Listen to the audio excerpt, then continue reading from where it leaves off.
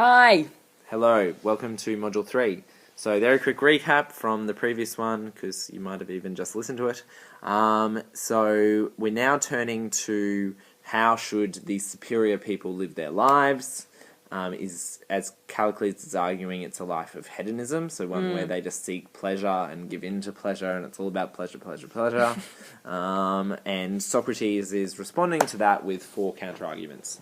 And we've looked at 2 so far, the weird leaky jar one, where if you live this pleasurable life, then your jar is constantly leaking and you're having to refill it and you become a gully bird. And that's all very random. I don't fully comprehend. Okay, cool.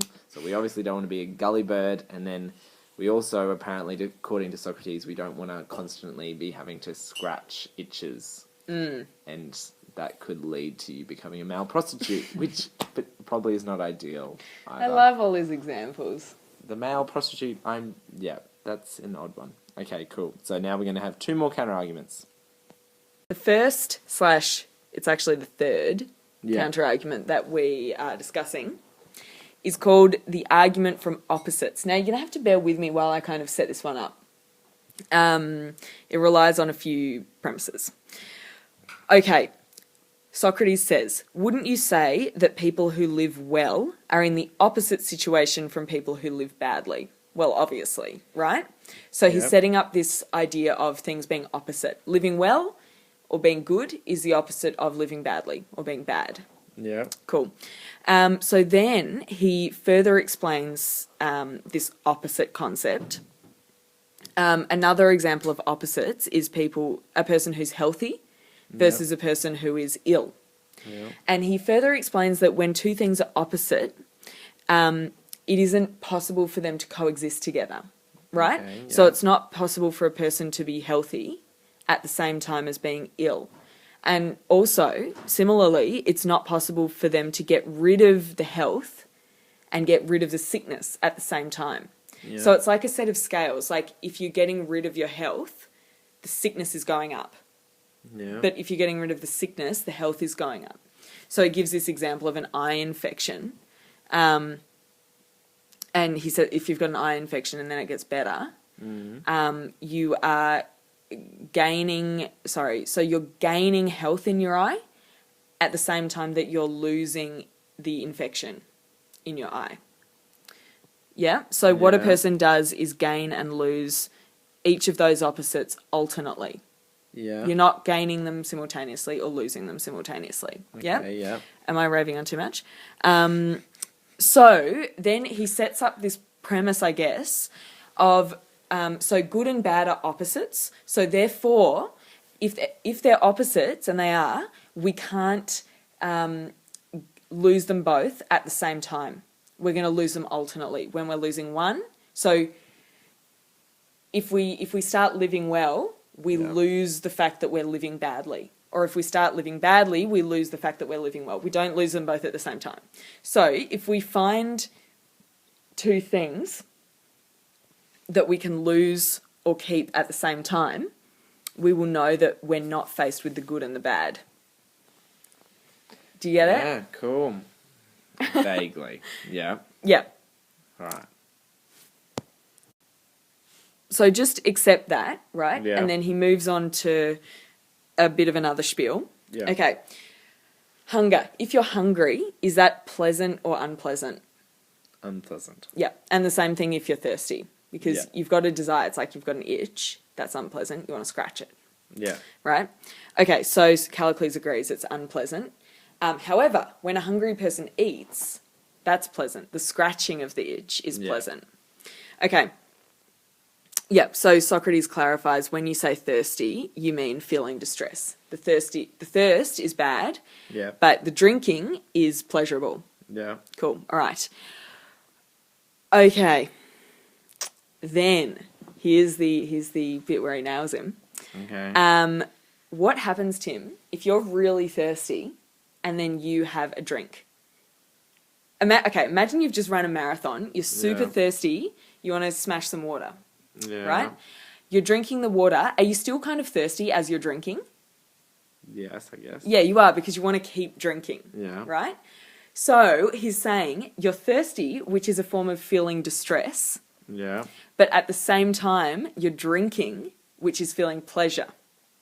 Yeah. Can you see where he's going with this? He's saying you can feel pleasure and pain at the same time. Okay. But he's already just said when we find two things that we can have at the same time, they're not good or bad. they can't be Good versus bad. Okay. Because good and bad are opposites, which you have to lose. So he's alternately. saying you need both pleasure and pain. No. What? So then he's saying that you need both pleasure and pain. What do you mean? Because they're not good or bad.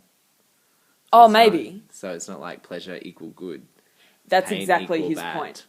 If you can have them both at the same time, Then- pleasure cannot equal good. It's just some other thing Yeah. that we experience. Yeah. So And important to have then both. like he has this larger point towards the end where he says there are good pleasures, like I don't know, spending time with your family, Yeah. and there's bad pleasures like drugs. Yeah. You know, so pleasure can be good, but it's not the definition of good. Yeah. There's more to it than that. Do you kind of get this argument from opposites? Yeah. Same as pleasure. Yep. Cool. So the overall conclusion that he's come to with that counter-argument, the argument from opposites, is that pleasure is not identical to good, Yep. which is what Callicles was trying to say. Pleasure and good are exactly the same thing. Okay. Yeah. So the good life is the Is the life pleasurable of pleasure. Yeah. Yeah. If something's pleasurable, it's good and you should go for it. Yeah. Yeah. But Socrates has been disagreeing. Now, this final counter-argument is called, well, I think we call it the cowards and heroes argument. Okay. Cowards and heroes. And it's his last argument to prove that pleasure is not the same thing as good. Yeah. Okay, so here he actually kind of harks back to Callicles' natural right argument, because remember, how did he end up defining the superior people? As politicians. Yeah. Who use their cleverness Cool. and are courageous in their use of their cleverness for politics. Yep. So Callicles has defined good people as brave and clever people. Yeah. So therefore bad people would be fools, like stupid people, and cowards, as in not brave people. Okay, yeah. Yeah? Okay. All right. So, yeah, that's important. It's important to know that Callicles has defined what he thinks a good person is. Yeah. Okay, Socrates then, this is another good example of the Socratic method. He's kind of trapping him Yeah. into a particular thing. So here the yellow is Callicles' response. Yeah. Socrates says, well, do foolish people enjoy themselves? As in, do foolish, stupid people experience pleasure? Yeah. Callicles says, yes. You might already see where he's going with this. And do intelligent, good people enjoy themselves? Yes. But do they also find certain things distressing? Yeah. Yes, of course. And then he just kind of continues this line of questioning and says, so who experiences more pleasure? And Callicles says, well, I guess heroes, brave people, and cowards both experience a very similar amount of pleasure and Yeah. a very similar amount of distress. I don't think there's much to tell between them. Socrates gives this military example. It's a bit convoluted, but he gives an example of in a battle, right? So imagine you had a soldier who was a hero, brave, and also a soldier who was a coward. What would happen when the enemy retreated? As in, you've won the battle, the enemy's going away. Who would experience more pleasure in that situation, the hero or the coward? The enemy is retreating. Yeah, so that they've won. Oh, There's no okay. more danger. Yeah. Who would experience more pleasure? Who would be happier? Well, is he trying to say potentially both would or even the people running Yeah. away because they're alive? No, hang on. So there's a coward and a hero. Yeah. Their enemy has gone. Who's going to be happier? The coward or the hero? So the enemy is the enemy of both the coward and the hero? Yes. Oh, who's going to be happier? The coward. Yes, that's what he Yeah. says. Well, he says they'll both be happy, Yeah. but maybe the coward a little bit more. Why?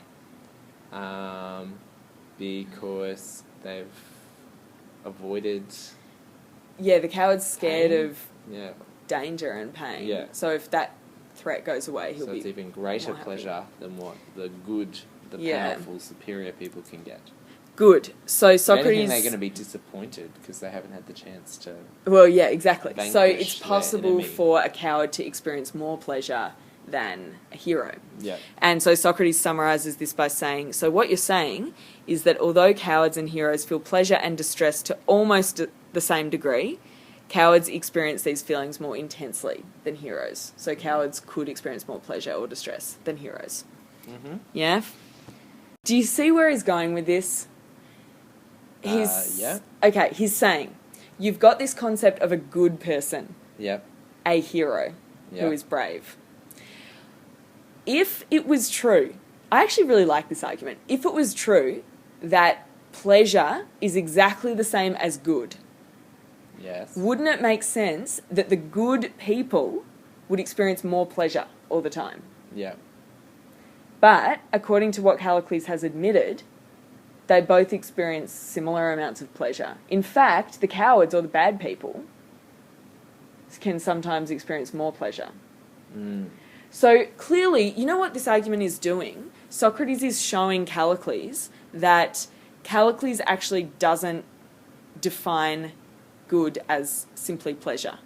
Yeah. That previously he's stated that good people are brave and clever people, not just people who go around experiencing pleasure. Yeah. They would be lame, and Callicles knows it. Yeah. So Socrates is forcing him to admit that there's more to being good than just going around experiencing pleasure. Yeah. Yeah, because then if it was only that, then we would call the good people in society the party animals who just do what they want. We would call them the best people. Okay, so his conclusion about superior people that we've already looked at, the natural right kind of argument, Yeah. and the superior people within that, is out of whack with his belief in and is advocating for hedonism and a life of pleasure. Yeah, so his previous definition is out Yeah. of whack with what Yeah. Callicles is trying to advocate now. Yeah. I like that argument because don't you think that plays to something that's quite intuitive to us, that there's more to being good than just going after pleasure? Yeah. Most people would agree with that, I think. Yeah. Yeah. Yeah. Cool. Definitely. So that's his final counter-argument to try to prove that pleasure does not equal good. Yeah. So he's destroyed hedonism as a way to Yeah. live good life. And then we'll find, in our last module, Callicles kind of gives up and becomes really petulant and annoyed. Yeah. And is like, oh, whatever, Socrates, just finish this yourself. So he refuses to kind of engage in the conversation with him anymore because he feels defeated. Yeah. And then Socrates then goes on this whole awesome rant about how, there are good and bad pleasures. Like, there are some pleasures that... Did we already talk about this? There are some pleasures that are good, you want to go after, and there are others that you want to avoid because they're actually dangerous for you. Yeah. Cool. Yep. And so we should be going after the pleasures that are good because I think he actually makes the point that natural right is that we should be good. Socrates makes that point. I think that's kind of the ultimate point he's making. Interesting. Yeah. Right. We'll see you Cool. then.